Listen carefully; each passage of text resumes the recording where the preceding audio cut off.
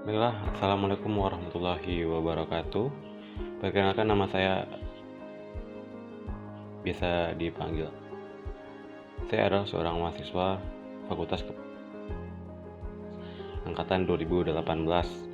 Nah, pada video kali ini saya akan bercerita mengenai pengalaman saya dan mental illness yang saya alami. Sebelum berbicara mengenai mental illness saya akan sedikit bercerita tentang masa kecil atau masa sebelum saya terkena mental illness. Ketika waktu kecil, saya adalah tipikal orang yang susah diatur, namun saya harus menurut gitu. Dan itu semua saya pendam dari kecil sampai menjelang masuk SMA. Saya sudah mulai berani orangnya. Terkadang saya suka lepas kontrol. Ya, mungkin orang bilang itu adalah temperamen mungkin ya, pada keluarga sendiri. Saya juga tidak memiliki banyak teman, dan untuk teman dekat pun masalah saya tidak mereka ketahui. Awal mula saya mengalami mental illness yaitu pada Februari 2020, ketika saya kecelakaan pada 10 Februari sorenya.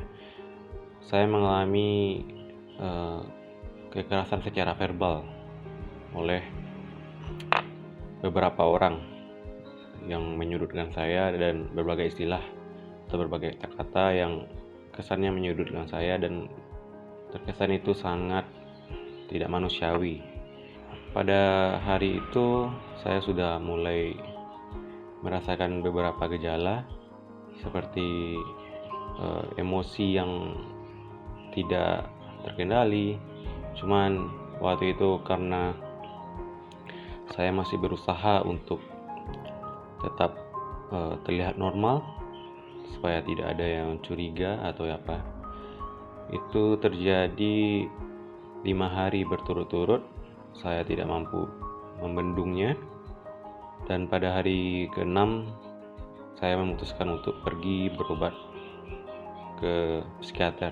Sebenarnya saya dari mulai gejalanya, saya sangat sulit untuk menghadapinya sendiri, karena saya waktu itu masih kuliah dan teman-teman saya tidak ada yang tahu kalau saya mengalami gangguan. Setelah saya memutuskan untuk berobat ke psikiater, sebenarnya itu adalah sebuah keputusan yang sangat sulit. Saya berbicara kepada orang tua saya. Saya meminta orang tua saya untuk menemani saya waktu itu ke psikiater. Nah, sesampainya di sana, saya menceritakan berbanyak hal, kurang lebih 1 jam waktu di awal-awal, sehingga saya didiagnosa suatu penyakit. Beberapa hari setelah itu, saya mengalami delusi serta halusinasi. Namun saya mengalami mayoritasnya adalah delusi. Ketika saya delusi waktu itu adalah saya menganggap ada orang yang bakalan mengikuti saya, atau ada orang yang bakalan menikam saya dari arah manapun. Ketika itu ya, walaupun saya berusaha untuk berpikiran logis kalau itu bukan nyata. Ketika itu saya kontrol selanjutnya, saya diberi obat antipsikotik untuk meringankan gejala. Setelah itu saya mendatangi seorang psikolog. Nah, dari sanalah mungkin pertama kali saya mendapat terapi, yaitu hipnoterapi. Nah, di hipnoterapi itu saya mengalami perubahan yang sangat signifikan. Setelah hipnoterapi, saya diajarkan beberapa teknik yang membuat saya merasa aman dan nyaman. Setelah itu delusi saya perlahan-lahan mulai berkurang, walaupun belum sepenuhnya hilang. Namun alhamdulillah Delusi saya waktu itu sangat jauh signifikannya berkurang. Nah, waktu demi waktu berlalu, saya konsul rutin, minum obat juga rutin. Aktivitas-aktivitas seperti menanam bunga, olahraga, itu saya lakukan buat mengalihkan beberapa tekanan-tekanan yang tidak mampu saya lalui. Kegiatan saya tetap bisa saya lalui seperti kuliah dan kegiatan-kegiatan biasa lainnya, berkumpul sama teman. Baiklah, saya di sini mempunyai pesan kepada remaja-remaja, pada khususnya.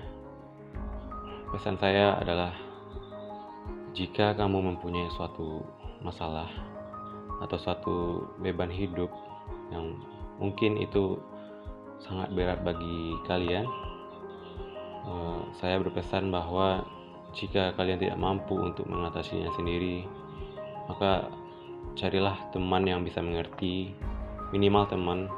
Kalau tidak bisa tertangani, carilah bantuan tenaga profesional seperti psikiater atau psikolog, dan bisa juga konsultasi ke perawat jiwa. Karena jika kita mengalami suatu masalah dan itu tidak diobati, masalah mental maksudnya, tidak diobati, itu sama seperti penyakit-penyakit lainnya jika tidak diobati. Jika tidak diobati, maka penyakit itu akan berlarut-larut sampai kalian dewasa. Nah, ketika kalian dewasa akan mengalami gangguan yang sangat banyak sekali. Mungkin kualitas hidup kita akan jauh berkurang, dan produktivitas kita mungkin jauh sangat berkurang apabila kita mengalami gangguan mental. Jika itu gangguan mental berat, mungkin kita akan dicap atau distigma bagi orang-orang lain. Jika teman-teman yang remaja mempunyai masalah, sebaiknya deteksi sedini mungkin masalah tersebut agar tidak terlambat. Baiklah, hanya itu pesan saya. Saya mengucapkan terima kasih. Saya tutup dengan assalamualaikum warahmatullahi wabarakatuh.